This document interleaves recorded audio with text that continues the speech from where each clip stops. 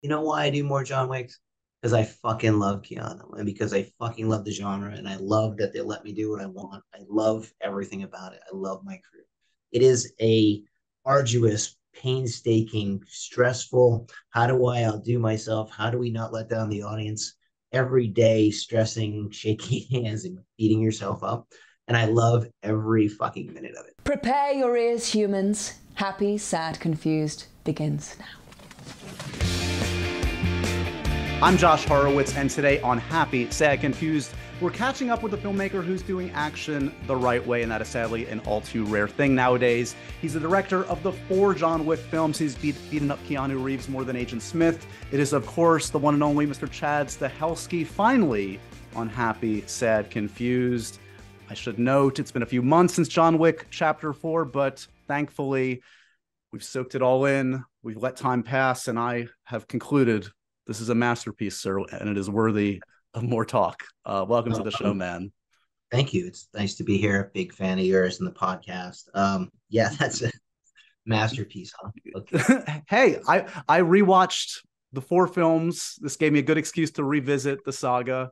I don't know if you remember. Can we just go down memory lane for a second? Sure. You were in the throes of directing your first film alongside David. Mm-hmm. I got a chance. I was on set for the first John Wick film. Yeah, I remember. I had a little press, all the people come by and stuff. Yeah, totally remember.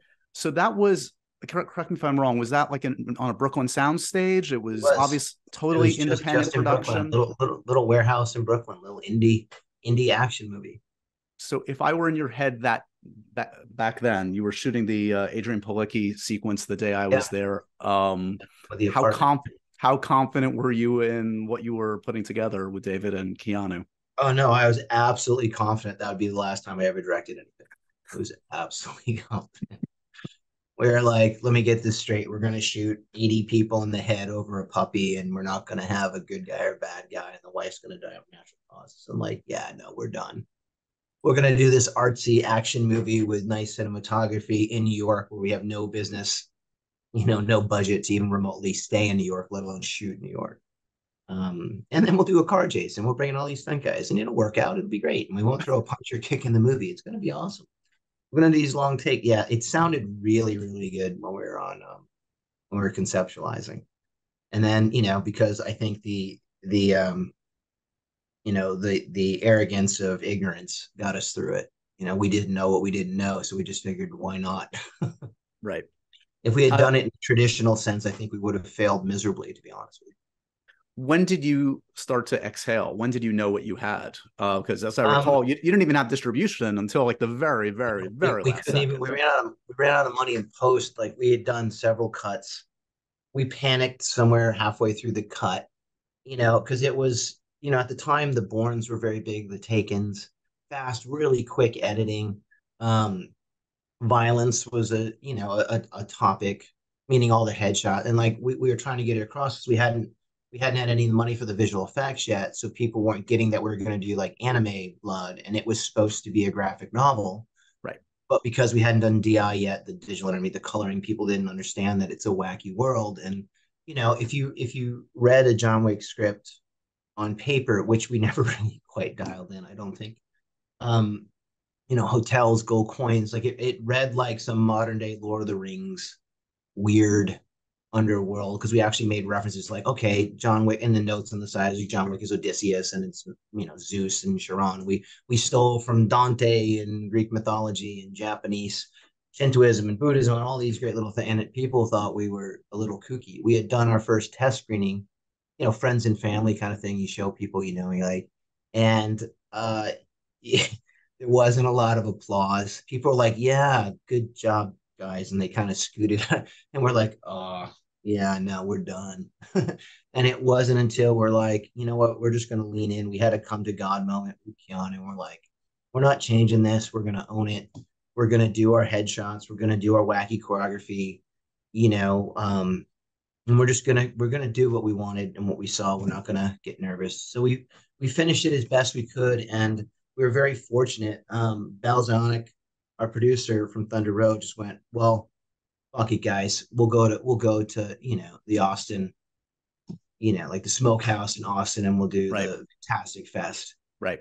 And Keanu, myself, and Dave snuck in. We're like, well, okay, we'll do the midnight show. We'll sneak in. No one will, like, it'll be this whole thing. And it's like, we're just expecting, like, we're going to hide in the back row. We'll see what happens. And we end up having him to sit in the front row. So he snuck in. And about right after the first action sequence, which is, late in the movie, it's an odd movie, right? There's no action for 40 minutes. And then the crowd went mental. And we're like, is everybody stoned? We didn't know what was going on. We had never had that kind of reaction. And that was the first time we're like, oh, like I think I knew that we had something cool that I'd want to go see. Yeah. It definitely didn't fit the action normal of the time. And it was kind of right after Fantastic Fetch, which is why we try to go back every year because we're really thankful for the people that were involved there. And that was, I watched that in the theater and I was pretty stoked, and I saw Keanu smile, so I know he was happy with that. It was just, there's nothing like seeing it with a real audience. Yeah. Not just the Hollywood crowd, and that's kind of when we knew we had something kind of cool. But to be brutally honest, we were just happy. We had leveraged everything we had to finish the movie. And Dave and I both went back to second unit directing for a year after that, try and survive and make up for all the bills we had. And it really wasn't until John Wick 2 came out did I know we had, because like that's John Wick 1 is still my favorite. It's the first. It's where we came up with the character. But number 2, whether it's your favorite or least favorite in the series, it's when we discovered the world. Right. Like we the didn't mythology. have You really dig in. The iconology, the symbolism, the talismans. That's when I really leaned into mythology. And that's when everybody really appreciated the world expansion, not just the action, but it was the world expansion. That's when we knew we had something cool. So it was, it's a couple of years before we figured out maybe we were doing something cool. It's funny to hear you talk about it in those terms because, I think I always talk on the podcast with filmmakers about like appreciating the big swings. Like there's nothing like I hate more than like kind of like a half-assed like effort, like kind of like shooting for the B, like the B minus, like who wants that? And it does feel like watching all these films in succession, if anything, like it's more distilled, it's more like refined, it's kind of like more of sounds like what you always wanted to do. It's like it's the pure product now that you were kind of always wanted to do, but maybe didn't have the means or the wherewithal to make in the first place. No, you're absolutely right. I mean, I think people don't really realize when someone it's hard to practice directing. Now it's much easier. You have an iPhone, and that iPhone can shoot, can edit, you can put music to it. You can make your own little movies. Like it's a fantastic tool, don't get me wrong. But directing on set with 500 people that you have to get on the same page, like, directing is death by 1,000 cuts. If every little detail's not there, like you have to steer the ship.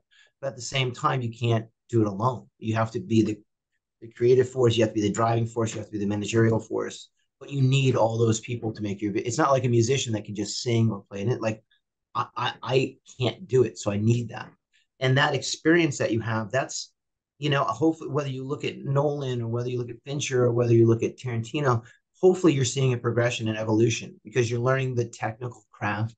Hopefully all of us, or at least myself, I'll speak for, like I learned, even coming from, 10 years of second unit directing and action directing and another 10 years of stunt coordinating, to learn to lead, to learn to get and communicate, not just, that's my vision, what I mean? Right. Like you have to get it across, especially when you're trying to do something new or at least different.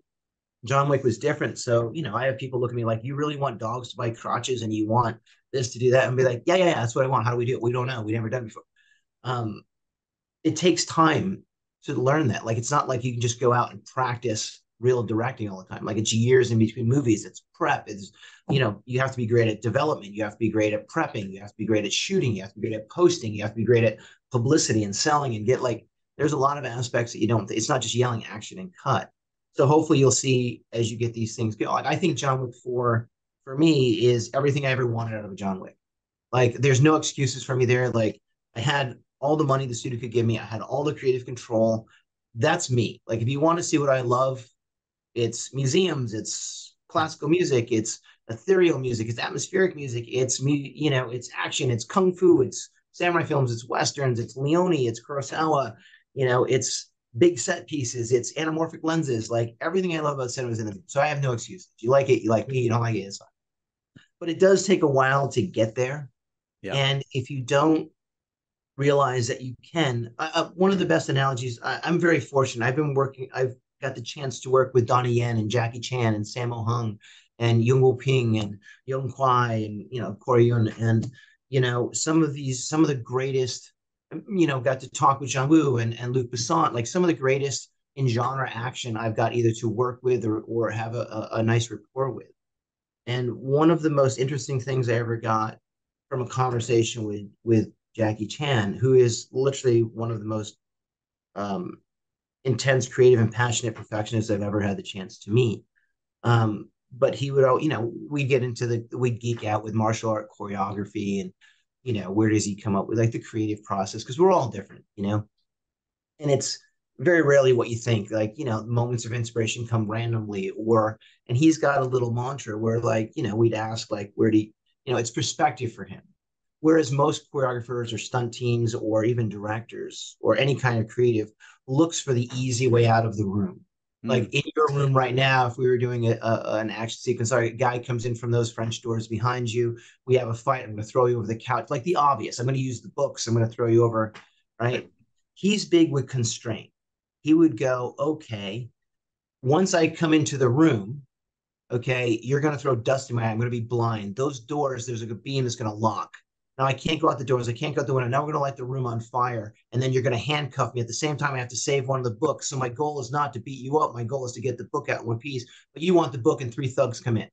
Right. Adding as many obstacles as possible to make it a challenge. Yeah. Okay. And you're like, okay, Jackie, that's great.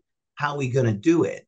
Like, give me your ideas. And he'll just look at you and go, I have no idea. But if we figure it out, it'll be the best fight in the movie. Like, that's the mentality I've tried to have through all the John Wicks. Like, if you asked me in prep during when I have to sell these ideas, how I'm going to do a fight scene on 224 steps at Sacré-Cœur, how am I going to do, 30 stunt guys with 50 stunt drivers in the Arc de Triomphe, I swear to God, I've looked several studio and producers in the face and go, I have no fucking idea. We're just going to trust that me and my guys are going to figure it out.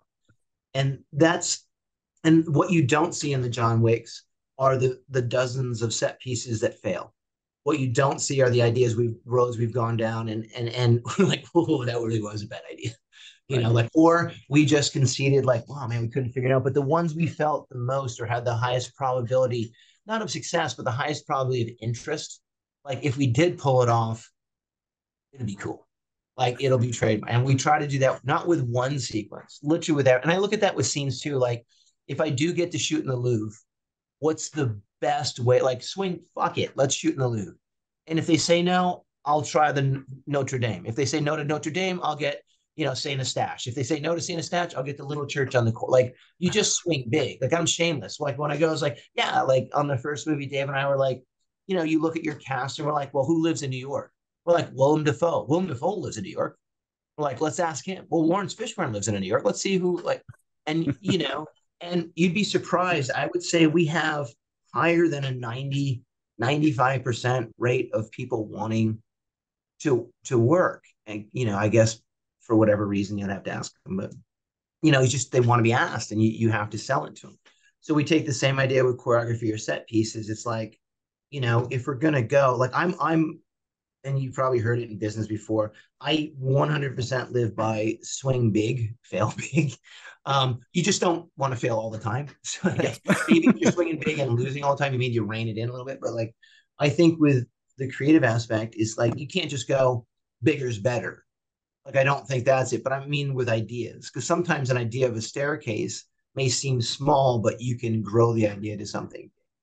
And like I love animals, I love dogs. So how do you take that to a new level? It's a simple idea, but how do you make it go big and do something new?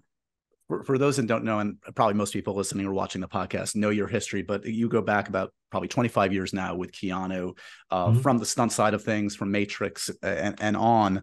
I'm curious, like I know you've talked about this, like Keanu loves movies. He's a geek. He's a film nerd like us.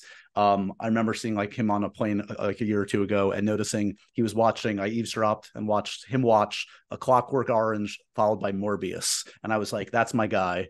This guy doesn't care. High art, low art, whatever. He loves movies.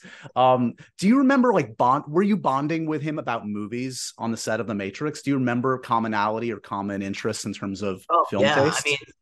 I mean, when we were in the dojo, the training hall for for the first Matrix. It's a pretty, remember, you got to, I mean, for all the kids out there, kids, anybody under 40.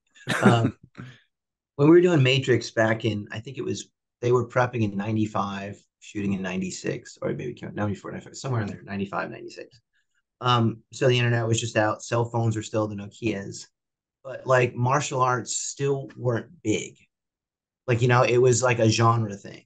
In modern blockbuster Hollywood movies, it was the Schwarzenegger, Stallone, Yep. you know, kind of thing where you know, big power punches, like we just do brawls, we don't kick. And, you know, the Matrix really brought mainstream movies and put martial arts together with them. After that, then it's easy to see the Marvels and the DCs and all the Takens and Bourne. Like Matrix opened the door for all that because Kung Fu became cool the way the Wachowski. It wasn't a period piece or a wuxia film that became modern day super hit slick sci-fi.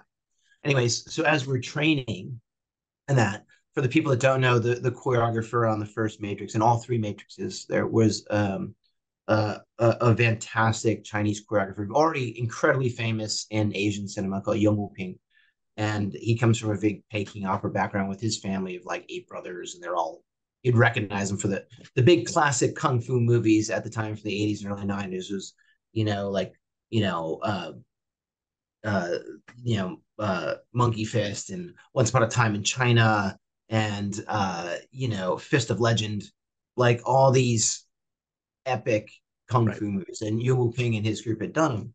So as we're training, you know, in the training hall, because we're learning kung fu and we're doing the different styles and the animal styles of kung fu, and we're learning the wire work and all that. Every break, and literally on a constant loop over in the little break area of the gym, some Hong Kong or China mainstream wuxia or kung fu movies going on. So you're watching Fist of Legend with Jet Li 1,000 times. You're watching Once Upon a Time in China 1, 2, 3, 4, 5 a million times. You know, you're in a Jackie Chan. Like, that's when, you know, when like Keanu would literally get his food, and instead of taking a rest, or he's right every minute, every lunch break, everything, he's watching a kung fu movie.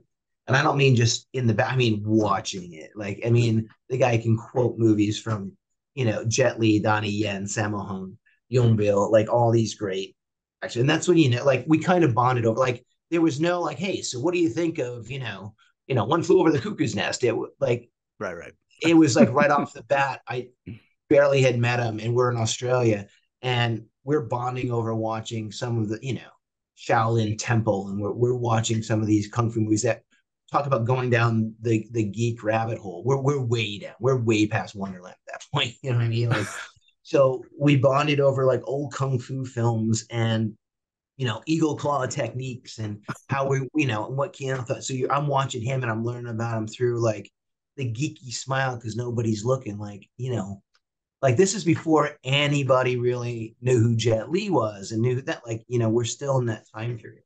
So it was kind of cool to bond over that. And then it just naturally progressed to, yes, I mean, I think Keanu is, I might be more into the genre stuff, but you'd be surprised how much he knows about manga and anime. And like, I don't know if it's, but like I had been into Asian cinema, but he's the one that kind of introduced me like Wong Kar-wai and, you know, In the Mood for Love and all like the really artsy side of Asian cinema that I hadn't gotten into. And we would exchange things like that. And he would go much, much deeper into, I would say, really high level or critical acting of really great performance pieces. And aside from all that geeky stuff that we're into and mainstream acting, he was also very into theater. Like he knew who was, you know, what shows were going on, like an incredible broad perspective of performance. And that's kind of how we bonded, yeah. Happy, sad, confused fans. If you're like me, you spend all of your time on the internet, on your computer, on your phone, you feel exposed. Unless, that is, you have something like the best VPN in the business, in the known universe. I use NordVPN. Go to nordvpn.com/happysad and get in on it. A 30-day money-back guarantee is available to you right now for being a happy, sad, confused fan, listener, and viewer. And you want that security if you're going to be out on the World Wide Web, don't you, folks? You want that password manager. You want that data breach scanner. You want to feel secure when you're on a Wi-Fi network, especially if you're using free public Wi-Fi, as we often do. And frankly, That's what criminals feast on to intercept your data. The bad guys are listening. They are waiting. You need the best VPN in the business to keep you safe, to keep you secure. This is an easy to use product. NordVPN.com/happysad. I highly recommend it for any happy, sad, confused listener, viewer, and fan. NordVPN.com/happysad.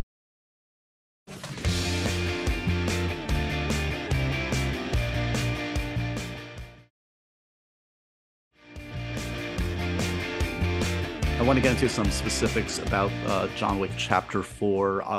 If you haven't seen it by now, folks, I don't know why you're listening or watching this podcast, but spoiler alert, John Wick dies. Was this ever on the table for any of the other films? Was he ever going to die in any of the other films? And how resolute were you that this was going to be how this one ended, and why? Good question. Process-wise, like I wish I could say Keanu or myself and some of the other people involved were these creative geniuses, architects of an amazing franchise that had a plan and go. As I stated before, after the first one, we just assumed we're done. It was a nice try. Oops, fucked it. Back to second unit directing. It wasn't until the movie had come out literally a year later and did okay that we got a good critical review and we had a good second run. No one really saw it the first couple weeks, and then word of mouth got around. So it was almost a year and a half later we did number 2.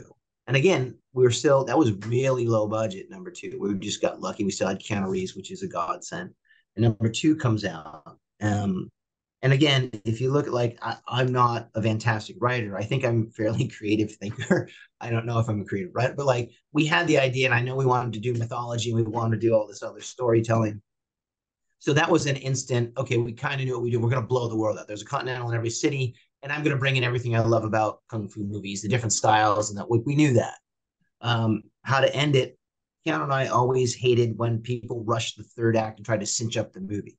So we just said, well, we're probably never going to get to do another one. So we're going to make them think that everybody's out and we're going to do this cool, more of a, an operatic ending, like a fourth act thing where he just runs away.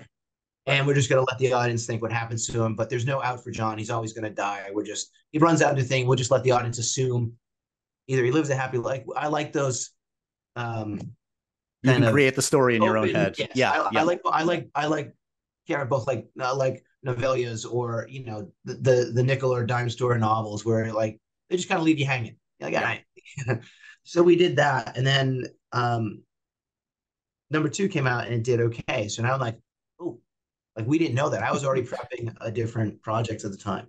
And then Keanu and I were in Japan on a press tour. And we were both adamantly, number 2 was done. We were like, we're good. We, dodged a bullet. We did 2 good movies. Let's just let them rest. And then 6 months later, we were in Japan and we were sitting at the Imperial Hotel. They have an incredible Scotch bar there. So we're sitting there just having a drink, congratulating ourselves for not sucking, at least as bad as we thought we were. And we're like, oh, I have this idea. And he's like, well, what? Well, let's do the gauntlet. And we didn't get to do, we never got to do that. And we always want to do something in Chinatown. And then, well, John Wick in a desert would be cool. And he just looks at me, he's like, John Wick needs to ride a horse. I'm like, yeah, horse in the city. And he's like, yeah, in the suit. And we're like, God, we got a lot of ideas. We should make a movie. So we got back and I was prepping something else at the time. And the ideas just came. So we ended up doing that, but we didn't know quite how to end it. Keanu and I thought doing a cool thing like a tragedy, everything over a long enough timeline is a tragedy. Right. But wouldn't it be cool if we found a cool way to balance out that John, gave his life? And it became a 5-hour movie. So we're like, okay, let's just stick with what we know. Let's have John do this. We'll put Sophia in here, the Halle Berry character. We'll do this, we'll do something cool. And, we'll kind of leave that open end where John has Winston. And we'll do a false thing where he's got to, just get out of it. And we'll leave it okay, he's going to go after the high table. Kind of like our attitude on the second. Did the third movie. And then we were really done. We're like, we're done. That kind of thing. And then again, it was a year later and we're like, Keanu and I both felt like we kind of let everybody down on the ending of number 3. I think it was well received, but it was kind of people really like John and they're like, well, what the fuck, guys? That was an action ending, great, but okay, what the fuck? tough talking mythology here. You didn't really wrap it up. We're like, ugh. And you're like, we started talking more and more, and like we just felt like we didn't leave everything we had on the table.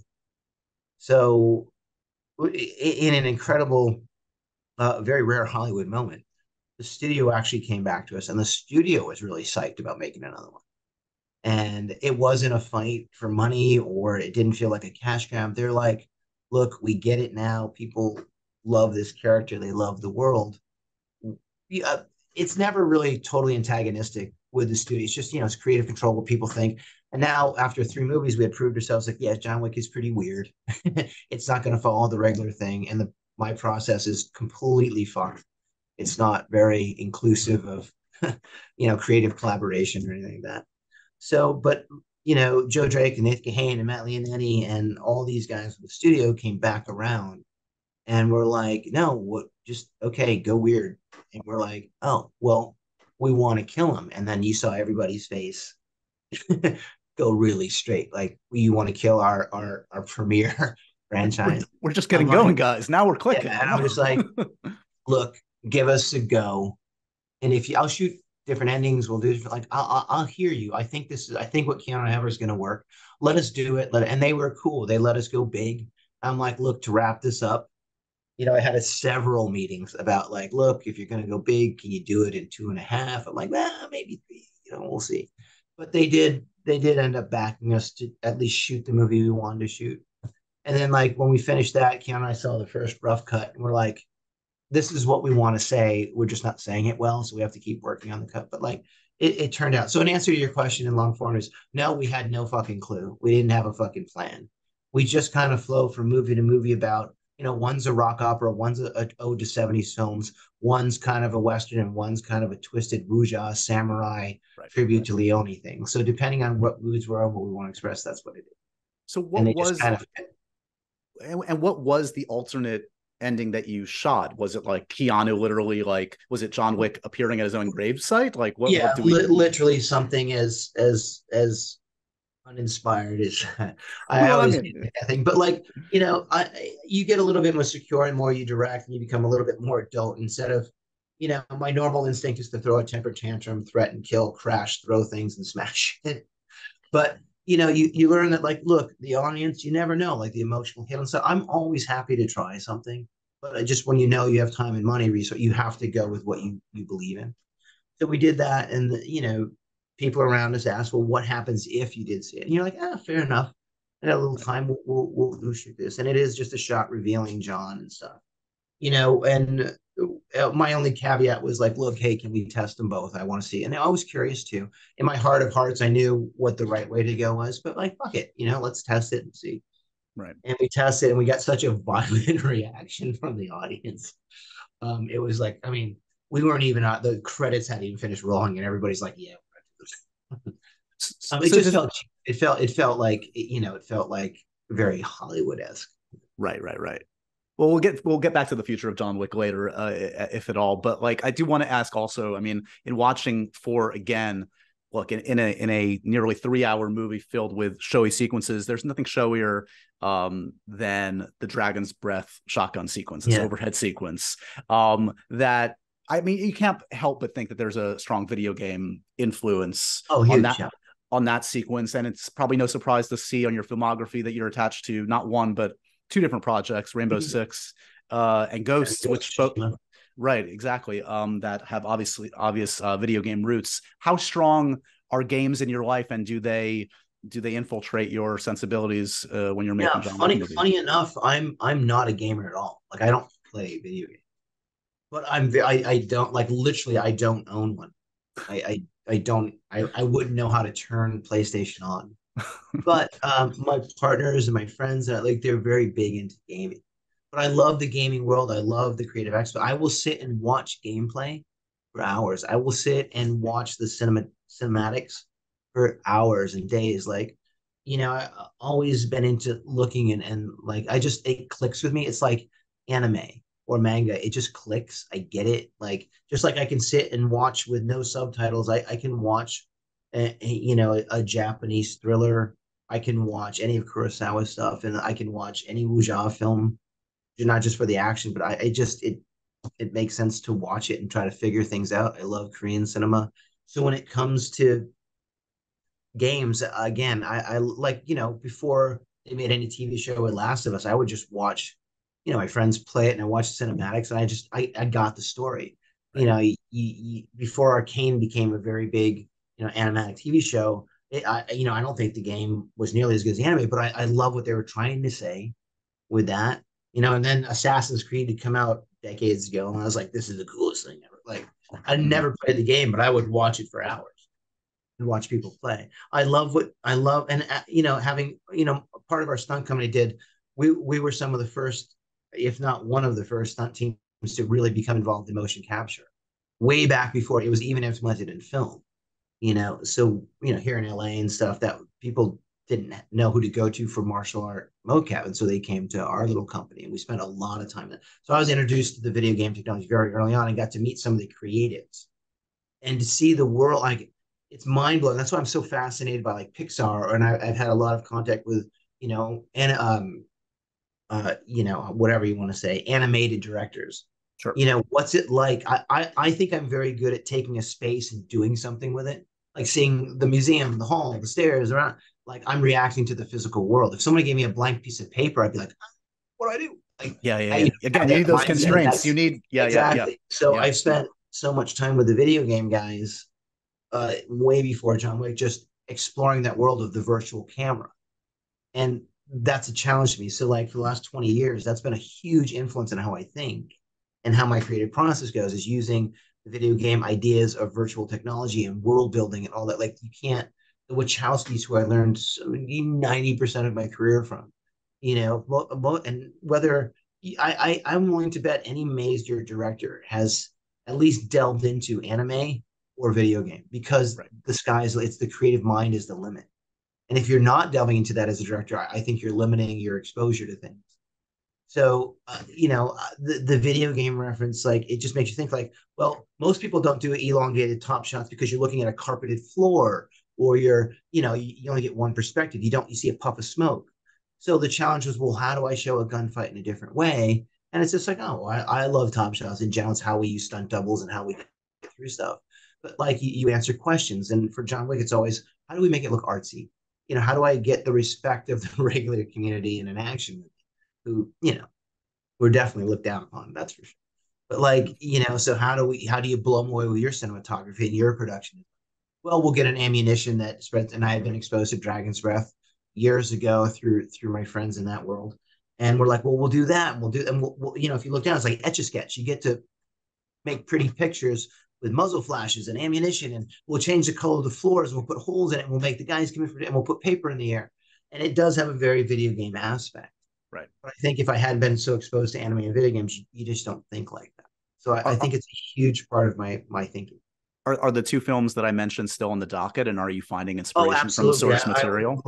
I would love to work with Michael B. Jordan on Rainbow. I think, we're in a bit of a conundrum right now with developing that, obviously, with the strikes.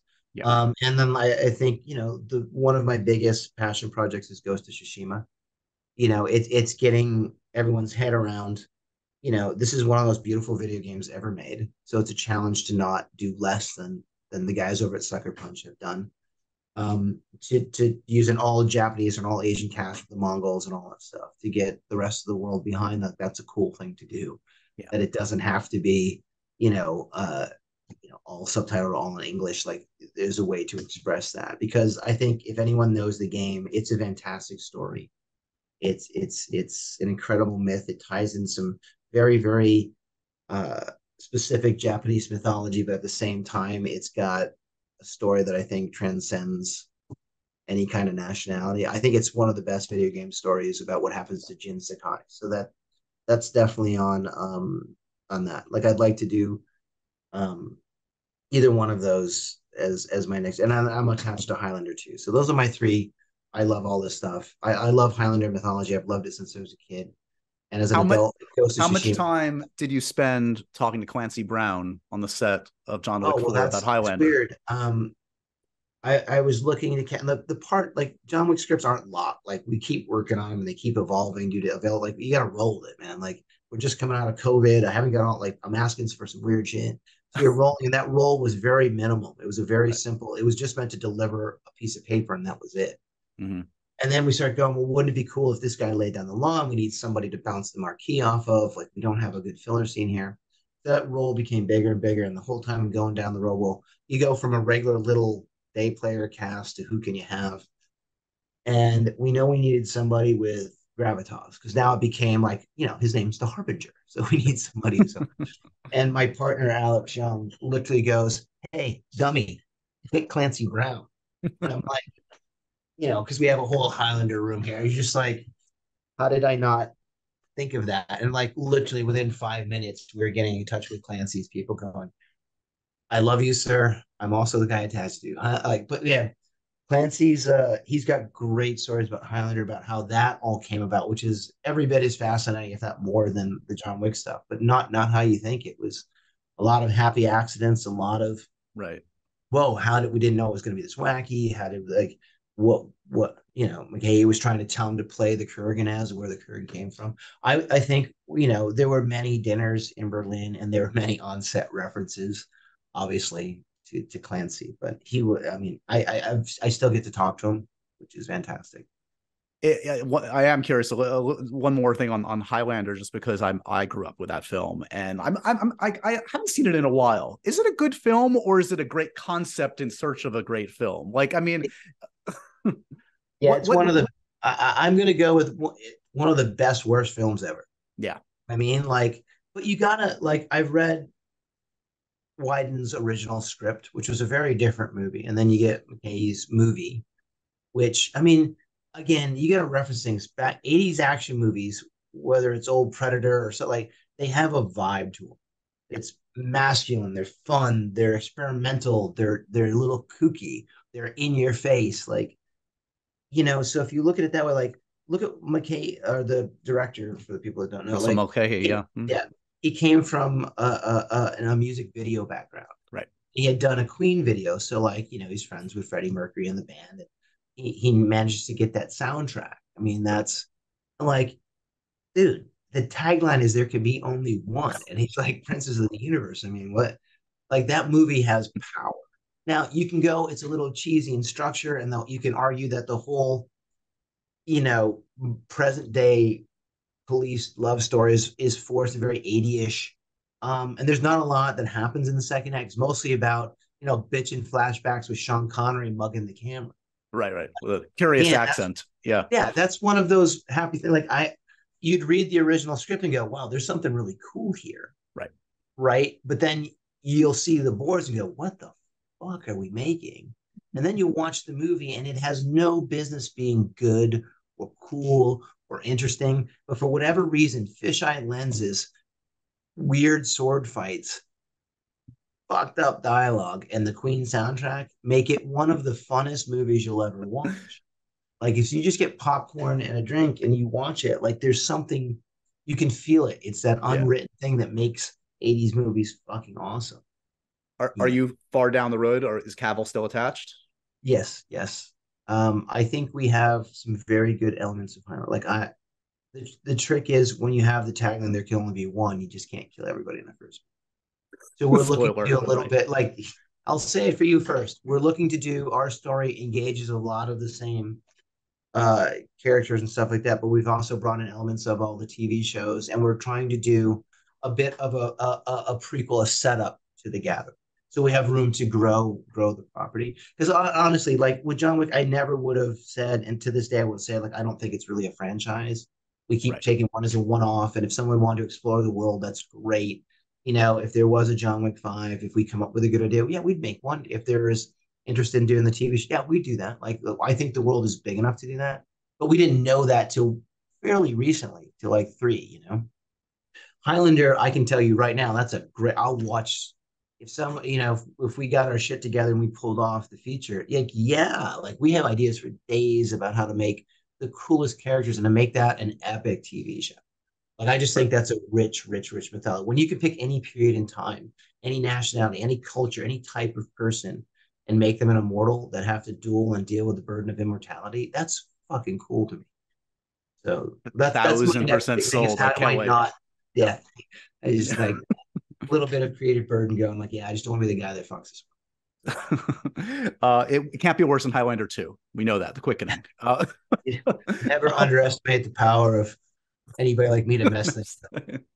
I'm looking at the track record, man. I'm sorry, you're succeeding.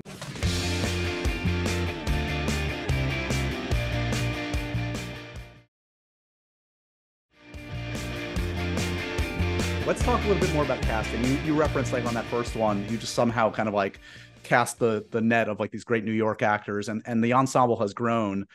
We mentioned Donnie, who's just amazing, unsurprisingly, in this film. I'm also obsessed with Bill Skarsgård in this movie. Like short of Tom Hardy as Bane, I think I want to hear Bill Skarsgård speak in that French accent the rest of my life. He came to me and goes, I want to do a little bit like fucked up French, like Cajun accent. I'm like, I have no idea what that sounds like.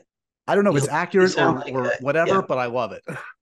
Some people gave a shit a little bit because it's not a good French accent. I'm like, guys, it's not supposed to be French. Like, he wasn't trying to be French. He's a guy that speaks French. That's all. So generally speaking, in your approach to casting at this point, do you tailor roles to actors, or are you finding the best actor for the role? Or I would say 70% of the cast, they're written for those people. They're in our heads when we're making the characters. And the other 30%, the names are coming off, inspiration that we've written to the page. Like, we try to cast the person.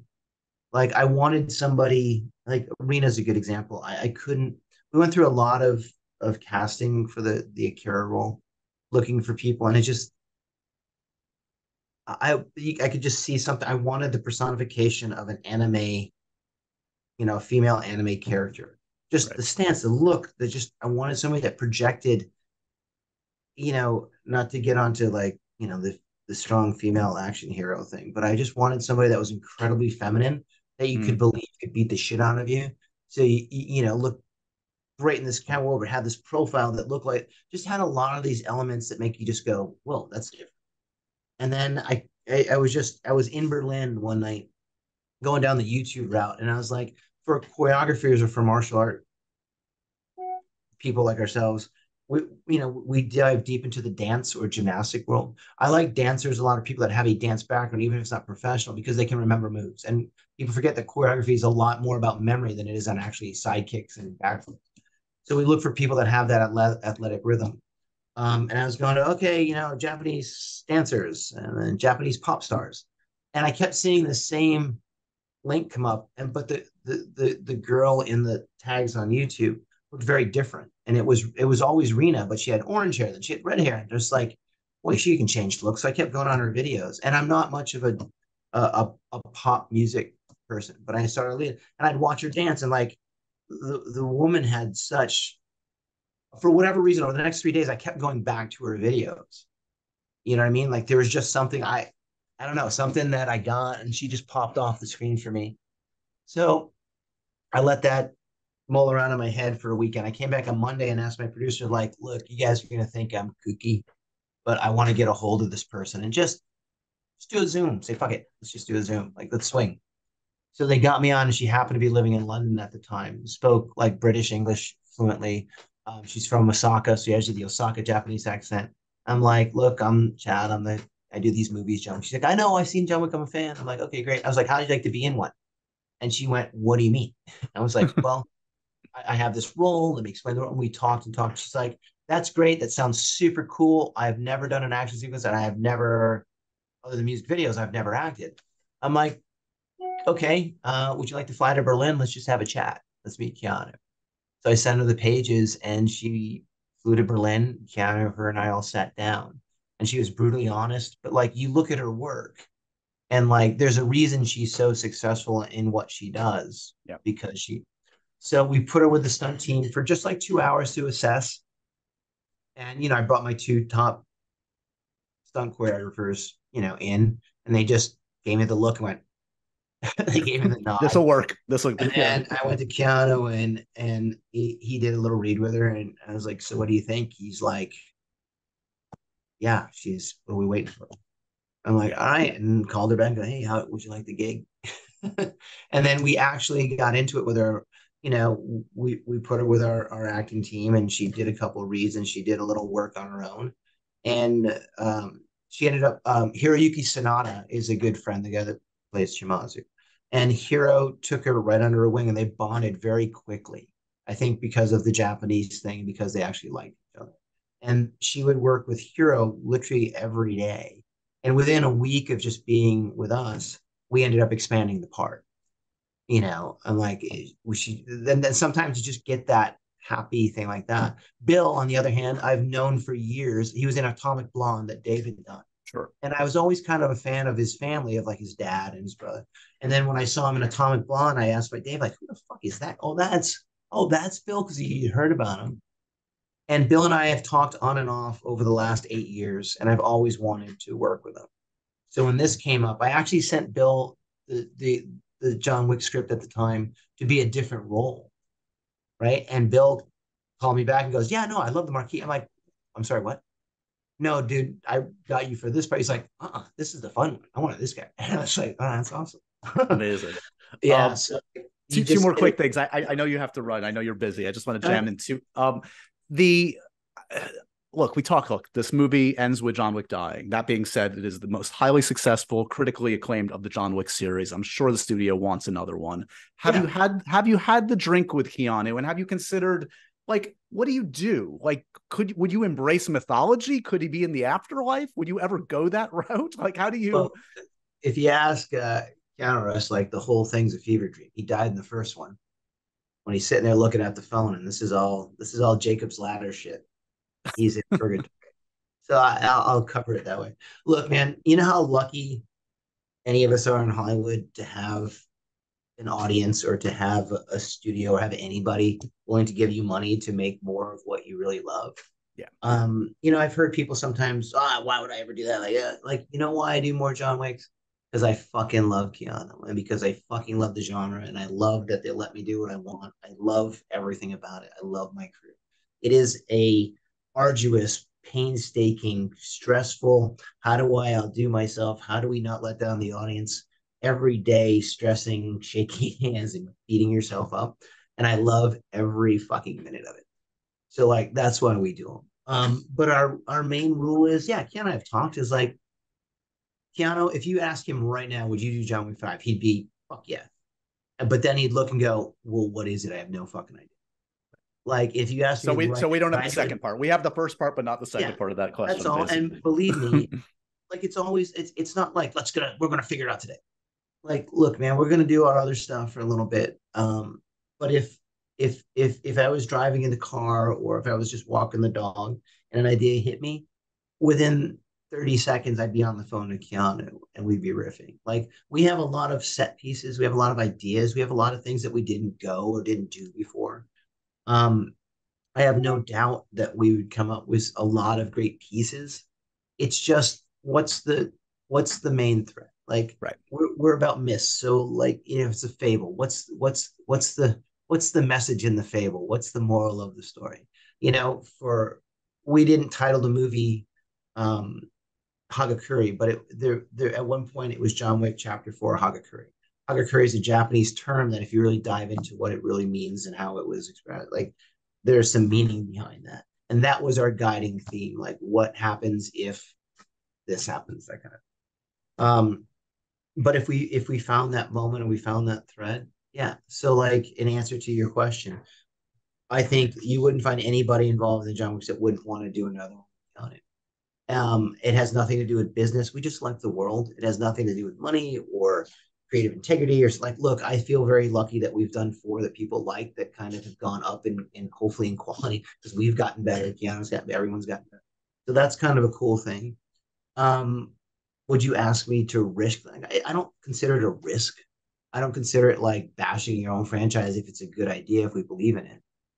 I mean, I'm sure there's plenty of examples you can think of recently that people have bashed their franchises, right, trying to force a sequel where there was no meat on the bone to begin with. You just don't want to rob the weight of that ending, right? That emotional. All. I mean, if there was a way to go, like, oh yeah, okay, he is in purgatory, he's getting a second, or like, it's, I look at it like Shane. Did Shane die? Right. I think the audience is 50-50 split on did Shane really die. But, like, I don't think there's any reason to bring John Wick back without a real reason. Like the reason's gotta, it's gotta not get you off the hook. It's gotta draw people back in. Because I think most of the audience would love to see Keanu back. They just don't want to be treated like they're idiots. Sure. They don't want to be treated like, hey, give me your $14 and we'll bring back the guy and we'll shoot more people in the head. Like I'm part of the audience and I would feel ripped off if I did something like that. So I just think it's about, keeping what was the most important thing for us. We love the character, we love the world. And if you love it, you're going to take care of it. So we'll see what happens, man. But none of us are opposed to doing a 5. We just don't know how to do it. We're not that smart. And I'll let you go on this. How optimistic are you at this moment on this ongoing discussion about getting a stunt Oscar? I know you've been heavily involved in those discussions. Yeah, no, the Academy's been really cool. I've met with a lot of the people involved in that decision. And the last thing I'll say, in defense of every side, like it was up until very recently, I couldn't find a handful of stunt people or a handful of Academy people that I ever talked. Like it had become this urban myth that the Academy didn't want stunts or that stunt people didn't want. Just they never talked. So we started talking, and every single Academy person from the top all the way through that I had talked to, which are quite a few, everyone loves the idea of it. They all think it's fair. They all think it's cool. They just haven't figured out the how. Oh, I mean, some people, it's a very easy thing. Stunts deserve an Oscar. That yes, every person on each side agrees with that. Yeah, who gets it? Is it for a sequence? Exactly. What? Like there are 1,000. There's 1,000 things to figure out. It's just we haven't sat down and had it. Got it. But I think the people involved, and I think it's multi-layers, right? Like one, we think it's fair. Two, we are one of the major departments. Not that any department is bigger than the other, but it does seem that way. And we have some smart people, and the Academy has some really smart people that are currently figuring it out. And it does take time. There's a bureaucracy, and there's a lot of logistical things to feel out. But we also feel like, and we've made great strides, and all the people I've talked to want to see more stunts and the Oscar, like, part of the show. We like, wardrobe and the music and the stuff. And how do we help out the Oscars, give it a little punch? Like, everybody we've met in the last 6 months have been not just acquiescent, they've been incredibly proactive. So it's not like some of the other things. I just, because I'm the guy talking to them. And the enthusiasm that every member of the Academy has shown me and every courtesy has been incredible. Like you never know how it's going to go, right? Because you're still digging it. They've been incredible. So I think in the future, I'm incredibly optimistic that we're going to sort it out. It's just a matter of time. I don't think it's going to be tomorrow, but I think it's at most a ceremony or two away from really, really being a big thing. So, thank you to all of them. And I think we're in a good spot. I love ending on a very optimistic note, Chad. Yeah, I can't believe it took this long to get you on the podcast. This is going to be hopefully the first of many appearances because, dude, we could talk movies all day. This is tip of the iceberg. I really appreciate. I mean, I love it. So I appreciate it. I love your podcast. So, man, anything you ever need, just give Dave a call. And like I'm, in and out of the country a lot, but like fair enough. Any chance we get, you got anything to chat? Let's chat. Thanks, buddy. And so ends another edition of Happy, Sad, Confused. Remember to review, rate, and subscribe to this show on iTunes or wherever you get your podcasts. I'm a big podcast person. I'm Daisy Ridley, and I definitely wasn't pressured to do this by Josh.